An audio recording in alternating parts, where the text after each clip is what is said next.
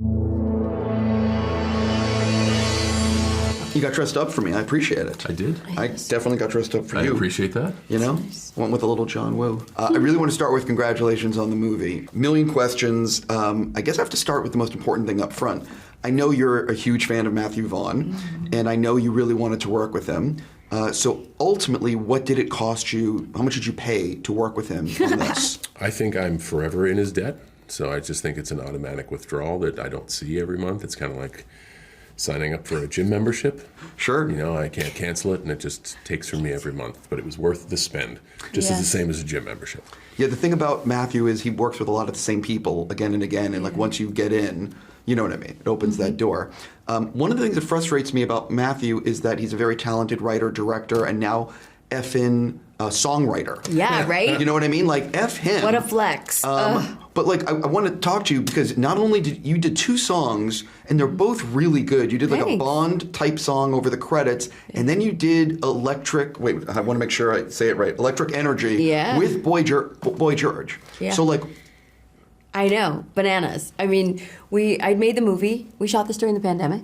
We did. And then Matthew went into post, and somewhere along that time, I won an Oscar for West Side Story, and he called me up and he was like, cool, you won an Oscar, so I think we should do something else with you in the film, or for the film. And I was like, what do you have in mind? And he was like, you want to sing some songs? And I was like, that sounds fun. What do you got?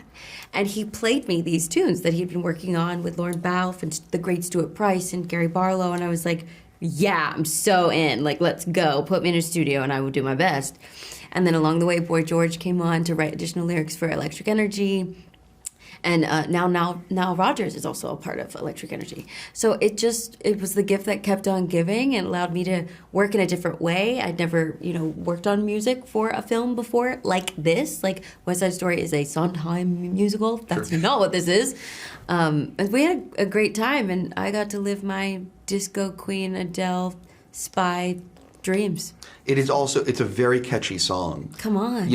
F him. I'm so frustrated.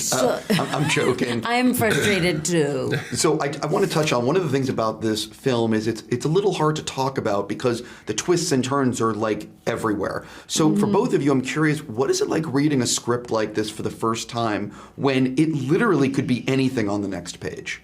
Oh, that's thrilling to me. Yeah, it's like reading a good read.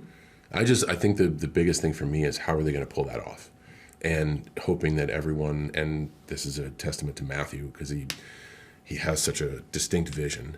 He knows how he's going to pull it off, and he makes sure everyone is informed about like, hey, I know we're going to film this thing right now, but never forget that we did this before. This is what's going to happen after, and this is what you're looking at. That's also happened within 10 to 15 twists and turns.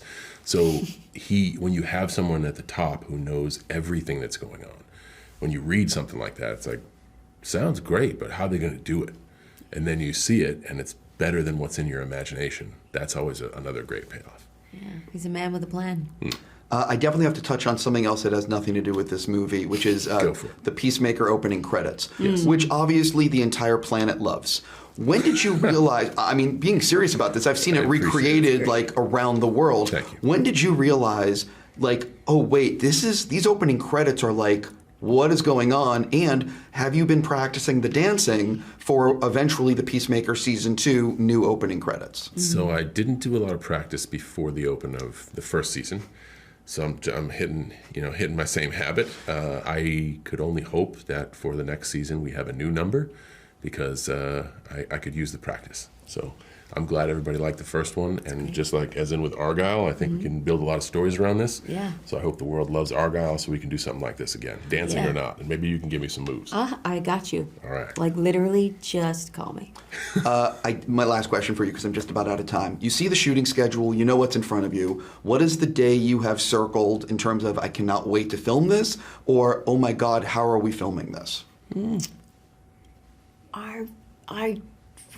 That was the whole calendar to me. Yeah, for me, I think just day one on set is important in any project, no matter where you fall into the rhythm. If you fall in on day 60 of 100, but it's your first day, I think day one says a lot, regardless of when your day one is. You're welcomed into an environment that takes a village, and Matthew runs with a good crew. and he puts good people around him. And day one was awesome, so you know the other days are going to be great.